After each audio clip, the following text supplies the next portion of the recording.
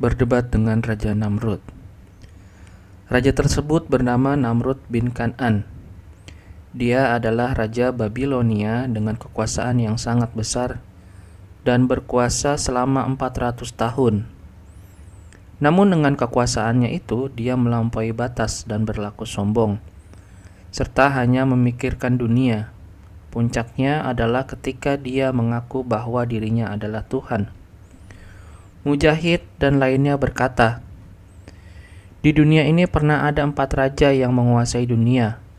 2 beriman, sedang yang 2 lagi kafir.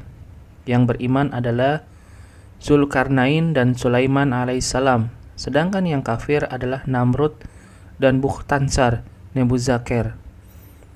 Nabi Ibrahim alaihissalam mendatangi Namrud dan langsung menjelaskan tentang kebesaran Allah Ta'ala. "Apakah kamu tidak memperhatikan orang yang menebat Ibrahim tentang Tuhannya Allah? Karena Allah telah memberikan kepada orang itu pemerintahan atau kekuasaan. Ketika Nabi Ibrahim mengatakan, 'Tuhanku, ialah yang menghidupkan dan mematikan.'" Al-Baqarah ayat 258. Namun, Raja Namrud dengan kesombongannya juga mengaku bahwa dirinya pun dapat melakukan hal yang sama. Orang itu berkata, "Saya dapat menghidupkan dan mematikan." Al-Baqarah ayat 258. Sebagai buktinya, sang raja mendatangkan 2 orang yang telah divonis mati. Kemudian dia memerintahkan salah satunya untuk dibunuh dan yang satunya lagi dia maafkan. Seakan-akan dengan begitu ia dapat menghidupkan yang satu dan mematikan yang lain. Sebenarnya apa yang dilakukan Namrud tidak sesuai dengan konteks pembicaraan Nabi Ibrahim alaihissalam.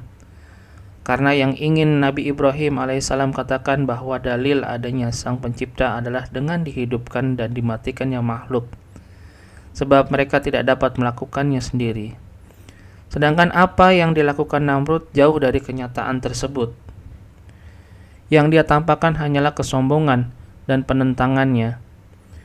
Namun karena hal tersebut bisa jadi tidak ditangkap oleh khalayak yang hadir, maka Nabi Ibrahim alaihissalam menunjuk bukti lain tentang keberadaan sang pencipta, sekaligus menjelaskan kebatilan pengakuan Namrud.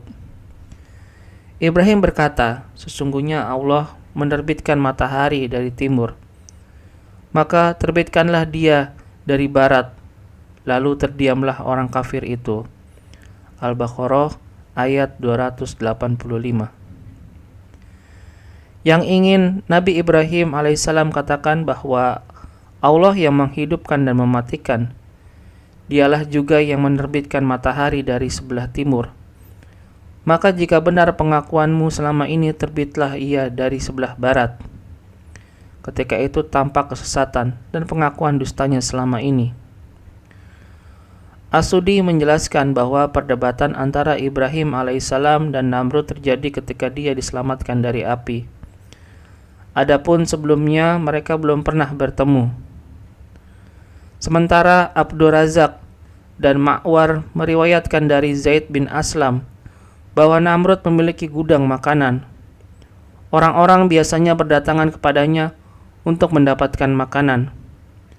Suatu saat Ibrahim ikut bersama rombongan itu untuk mendapatkan makanan tersebut.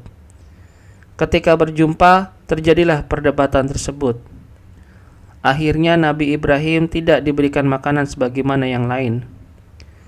Zaid bin Aslam juga meriwayatkan tentang akhir dari kejayaan Namrud. Allah Ta'ala mengutus seorang malaikat kepada penguasa tiran tersebut.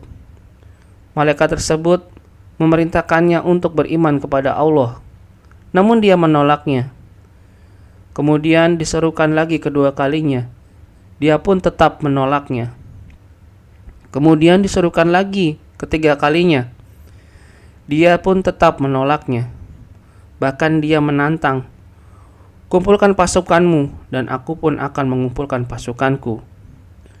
Maka ketika matahari terbit, Namrud mengumpulkan pasukannya.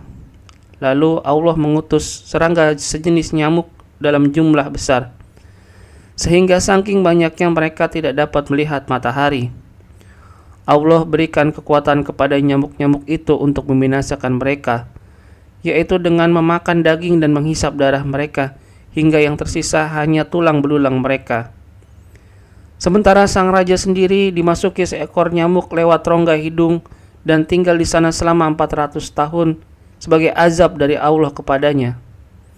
Selama itu pula dia memukul-mukul kepalanya hingga kemudian Allah membinasakannya. Hijrah ke negeri Syam, lalu ke Mesir, dan akhirnya tinggal di tanah suci Mekah Al-Mukarramah. Setelah berbagai kejadian yang dialami di negeri asalnya, Babilonia, Nabi Ibrahim alaihissalam bersama istrinya Sarah, juga bapaknya dan keponakannya Lut bin Haran berhijrah ke negeri Syam.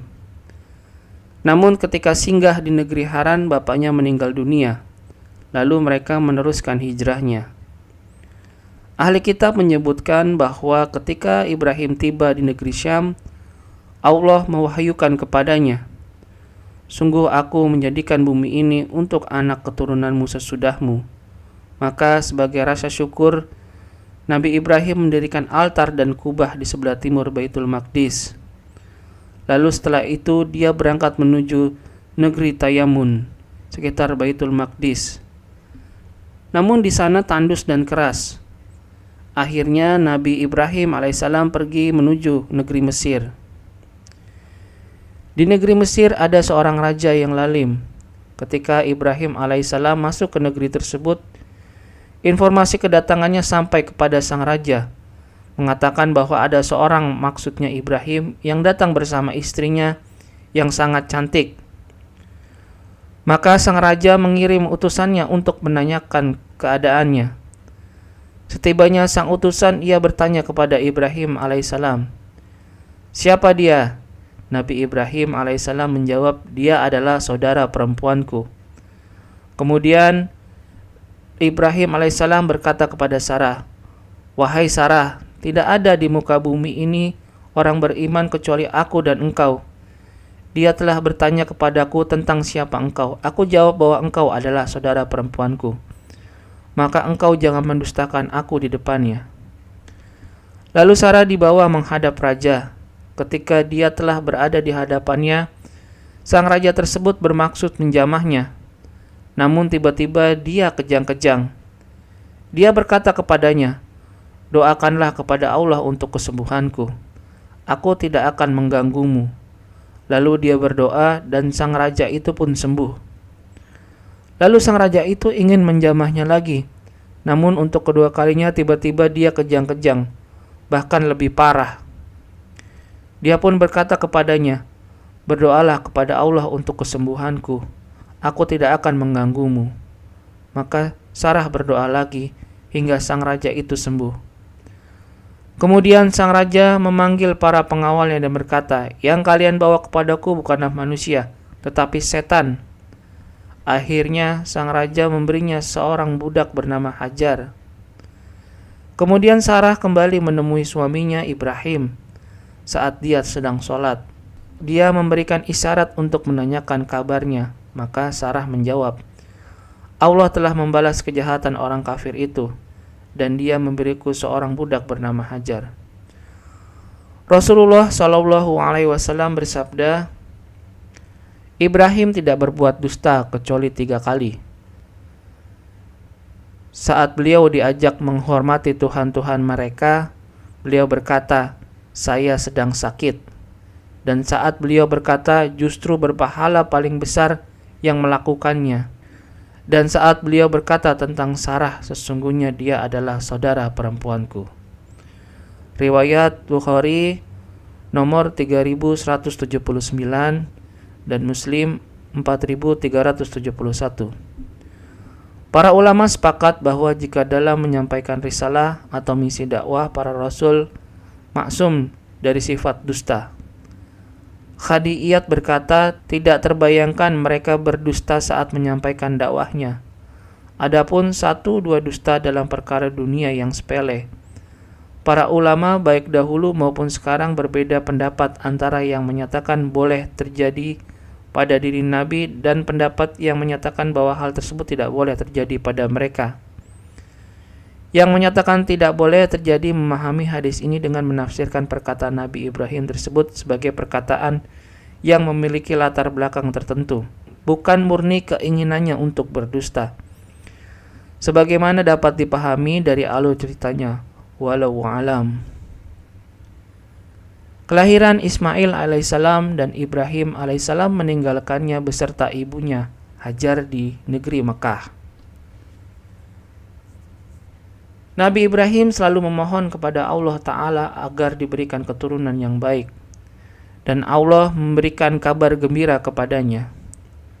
Setelah sekian lama keinginannya belum juga terwujud, Sarah memberi budaknya Hajar kepada Nabi Ibrahim untuk Maka setelah Nabi Ibrahim Hajar pun hamil, dan setelah tiba waktunya dia melahirkan seorang anak laki-laki yang diberi nama Ismail. Namun Hajar melahirkan Ismail, kecemburuan Sarah terhadap Hajar mulai muncul, dan sekian lama semakin besar. Akhirnya dia meminta kepada Nabi Ibrahim alaihissalam agar membawa Hajar beserta anaknya yang masih menyusui menjauh darinya. Nabi Ibrahim alaihissalam pergi membawa keduanya hingga mereka tiba di sebuah tempat yang kini dikenal bernama Mekah. Kemudian beliau meninggalkannya, keduanya di bawah sebuah pohon besar di atas Zam-Zam itu, tempat yang kemudian dikenal sebagai Masjidil Haram, dengan bekal sekantong makanan dan sewadah air. Saat itu di Mekah tidak ada seorang pun yang tinggal, juga tidak ada sumber air. Namun ketika dia hendak membalikan, Hajar bangkit sambil memegangi baju seraya berkata, "Wahai Ibrahim, engkau akan pergi kemana meninggalkan kami di sini? Padahal kami tidak memiliki perbekalan yang cukup." Nabi Ibrahim alaihissalam tidak menjawab. Setelah desakan pertanyaan itu juga tidak dijawab, Sarah kembali bertanya, "Apakah Allah yang memerintahmu demikian?" Dia menjawab, "Ya." Maka Hajar pun berkata, "Kalau begitu, dia pasti tidak akan menyia-nyiakan kami." Riwayat Bukhari nomor 3113. Nabi Ibrahim alaihissalam terus berjalan. Ketika dia telah tiba di dataran tinggi, beliau membalikan tubuhnya menghadap Baitullah lalu berdoa dengan doa berikut, "Ya Tuhan kami, sesungguhnya aku telah menempatkan sebagian keturunanku di lembah yang tidak terdapat tanaman-tanaman di dekat rumah Engkau, Baitullah yang dihormati. Ya Tuhan kami, yang demikian itu agar mereka mendirikan sholat, maka jadikanlah hati sebagian manusia cenderung kepada mereka dan berikanlah rizki kepada mereka dari buah-buahan. Mudah-mudahan mereka bersyukur." Ibrahim ayat 37. Kisah sumur Zam-Zam. Sementara itu ibunda Ismail menyusui dan minum dari air yang disediakan. Ketika minumnya telah habis, dia dan anaknya kehausan. Dilihatnya sang anak menggeliat-geliat. Maka karena tidak tega melihat pemandangan seperti itu, sang ibu bangkit berjalan. Dilihatnya Bukit Syafa merupakan bukit yang terdekat dengannya, lalu dia mendakinya. Di atasnya dia berdiri untuk mencari tahu adakah seorang di lembah tersebut. Namun tidak ada seorang pun yang dilihatnya. Lalu dia turun dari Syafa. Ketika tiba di perut lembah, dia mengangkat ujung pakaiannya, lalu lari bagaikan larinya orang yang kepayahan hingga dia melewatinya. Kemudian dia tiba di Marwah, lalu berdiri di atasnya untuk melihat-lihat. Adakah seorang yang dapat dilihatnya? Lagi-lagi tidak ada seorang pun yang dilihatnya. Hal tersebut dia lakukan sebanyak 7 kali. Ibnu Abbas berkata, Nabi SAW bersabda, "Itulah asal muasal sa'i yang sekarang dilakukan orang di antara keduanya, Syafa dan Marwah." Ketika dia berada di atas Marwah, dia mendengar suara. Lalu dia berkata, "Shh, diam," maksudnya kepada dirinya. Kemudian dia mendengar lagi dengan seksama. Dia pun berkata, "Setelah aku dengarkan, tampaknya di sampingmu Ismail ada penolong." Ternyata penolong itu adalah malaikat di tempat sumur Zam-Zam. Lalu malaikat itu mengais dengan tumit atau dengan sayapnya hingga keluarlah air. Hajar menjaga air tersebut dengan tangannya agar tidak meluber. Setelah itu Hajar menjaga air tersebut dengan tangannya. Lalu dia menciduknya dan memasukkannya ke tempat minum. Sedangkan air itu terus memancar. Ibnu Abbas berkata, Nabi alaihissalam bersabda, semoga Allah merahmati Ummu Ismail Hajar, seandainya dia tidak menjaga agar airnya tidak mengalir, niscaya Zam-Zam akan menjadi mata air yang mengalir. Riwayat Bukhari nomor 2195. Kemudian Hajar minum air itu lalu menyusui anaknya. Sang malaikat berkata kepadanya, jangan takut disia-siakan. Di sini adalah rumah Allah, Baitullah, yang akan dibangun anak ini dengan bapaknya. Dan sungguh Allah tidak akan menyanyiakan hamba yang dekat kepadanya. Dahulu Baitullah adalah bangunan yang tinggi di atas bukit kecil, kemudian dihempaskan oleh banjir, sehingga rusak kanan kirinya. Hajar terus berada di tempat itu hingga ada rombongan dari suku Jurhum, atau salah satu keluarga dari mereka melewati tempat tersebut. Ketika singgah di sekitar tempat tersebut, mereka melihat ada 2 burung terbang mencari air. Maka mereka berkata, burung itu pasti berputar-putar di atas air. Padahal sepengetahuan kami di lembah ini tidak ada air. Lalu mereka mengutus seorang atau 2 orang utusannya. Ternyata mereka mendapatkan air. Utusan itu kembali dan memberitahukan bahwa di sana ada air. Lalu mereka mendatangi tempat itu. Ternyata ibu Ismail berada di sisi sumber air itu. Mereka berkata, apakah kamu izinkan kami singgah di tempatmu? Ia berkata, iya, tapi kalian tidak berhak menguasai air yang ada pada kami. Mereka berkata, baik. Ibnu Abbas berkata, Rasulullah Shallallahu Alaihi Wasallam bersabda, orang Jurhum itu menilai Ummu Ismail adalah orang yang senang berteman. Oleh karenanya mereka pun tinggal di tempat itu dan mengajak keluarganya pula.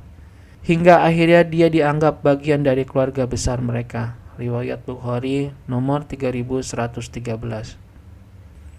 Ismail menikah dan permintaan Ibrahim kepadanya.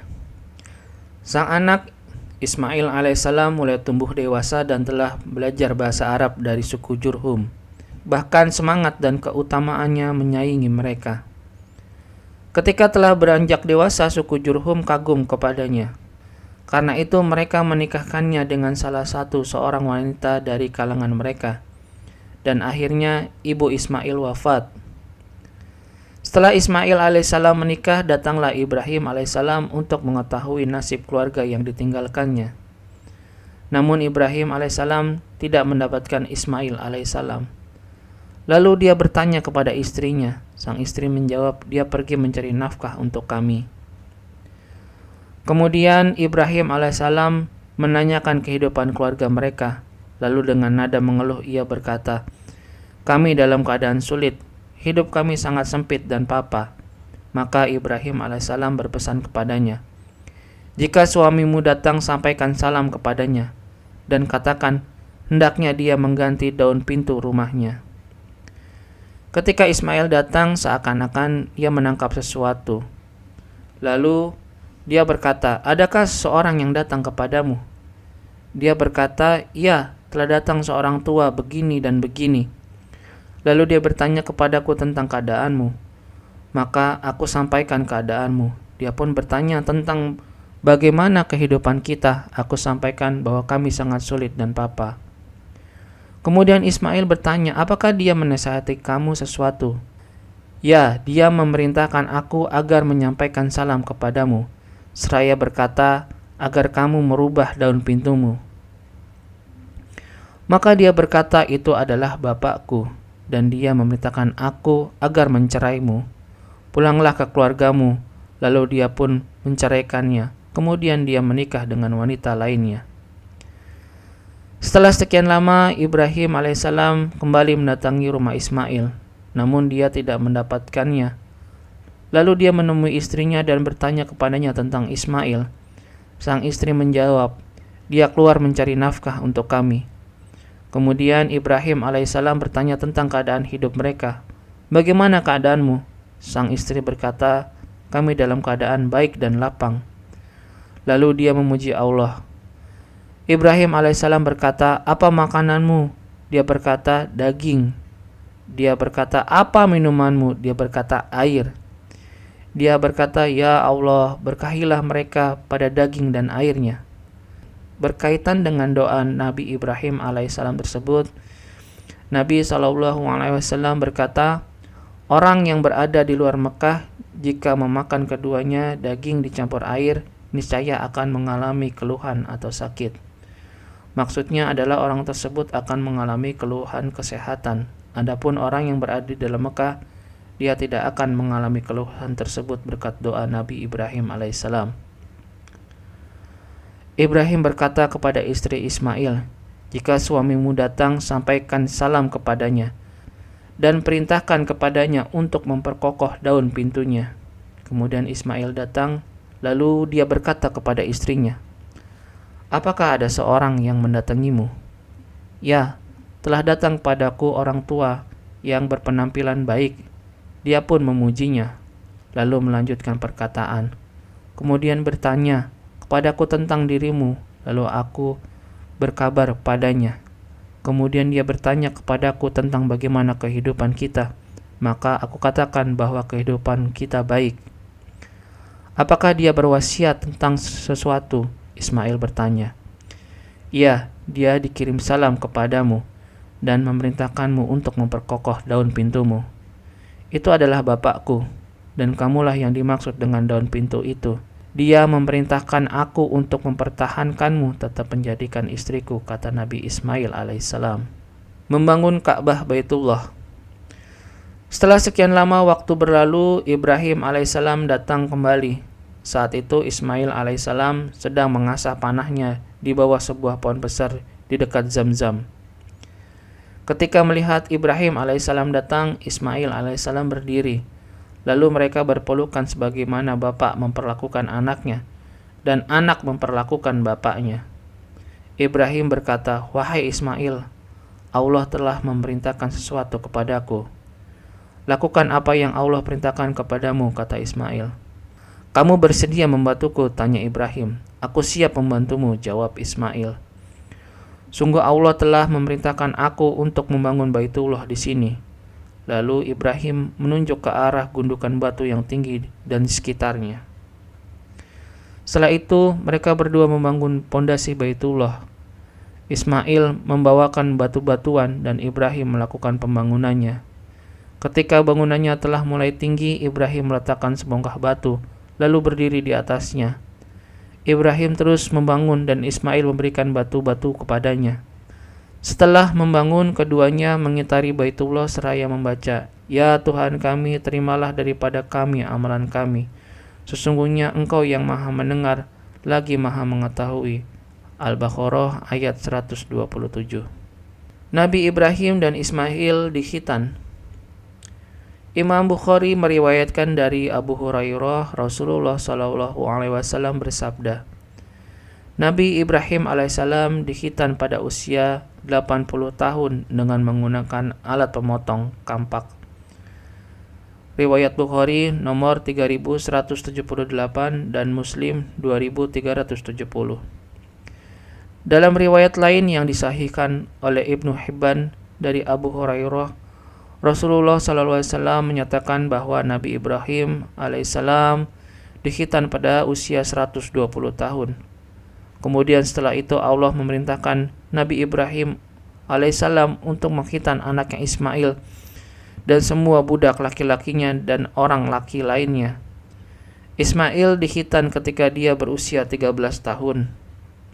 Itu semua merupakan pelaksanaan dari perintah Allah. Karena itu pendapat yang benar dari para ulama adalah bahwa khitan orang laki-laki hukumnya adalah wajib. Kisah penyembelihan.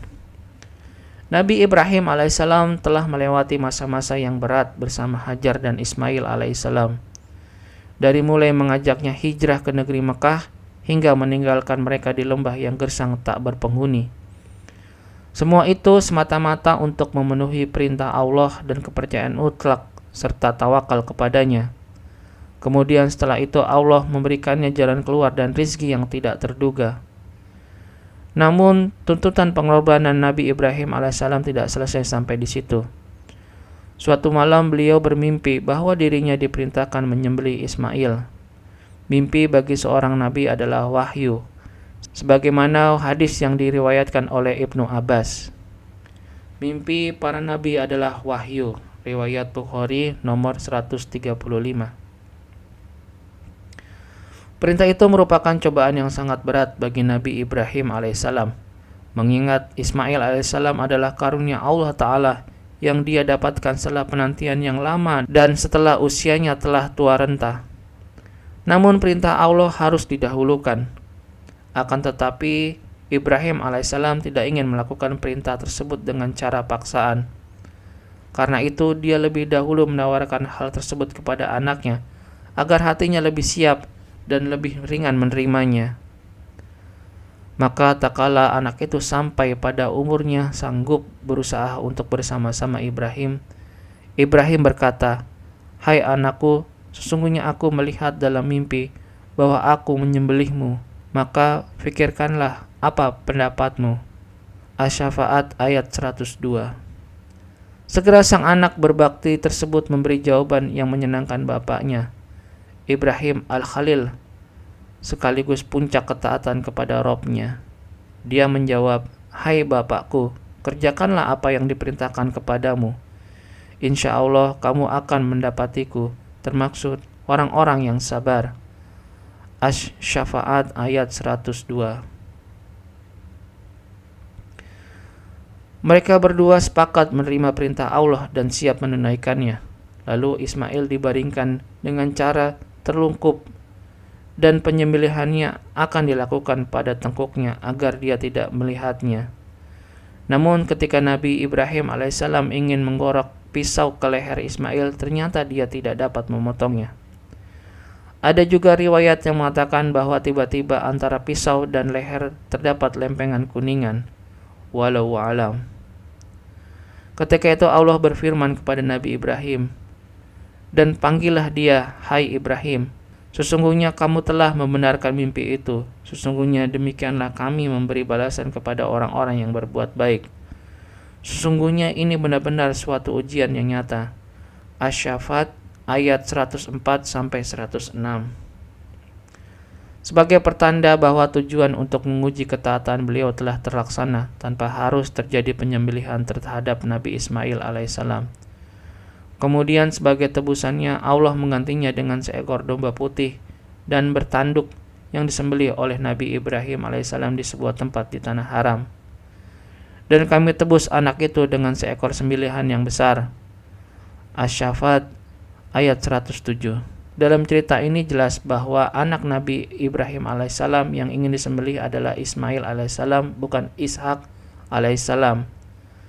Karena dialah yang tinggal di Mekah, sedangkan Ishak alaihissalam tidak diketahui dalam sejarah bahwa dia datang ke Mekah dan pada masa kecilnya.